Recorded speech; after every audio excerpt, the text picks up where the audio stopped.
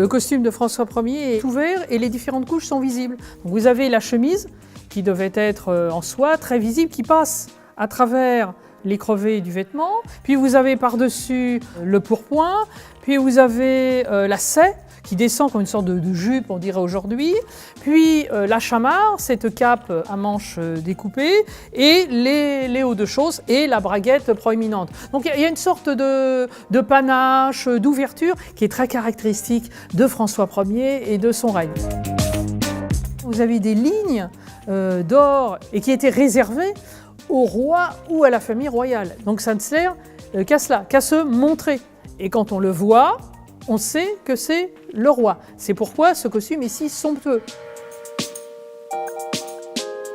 À partir d'Henri III, le vêtement est fermé jusqu'au cou, la chemise n'apparaît plus. Il y a encore quelques petites taillades. C'est juste pour montrer qu'on a les moyens de déchirer son vêtement.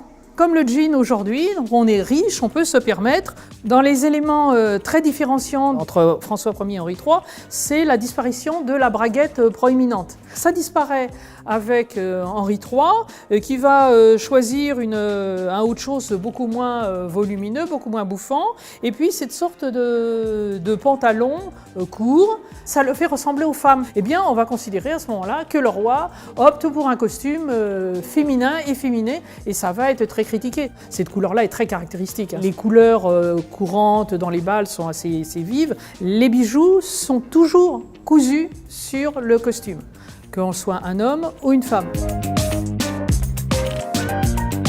Le vêtement vous force à avoir une certaine tenue, et d'ailleurs, c'était fait pour tout sauf pour être confortable.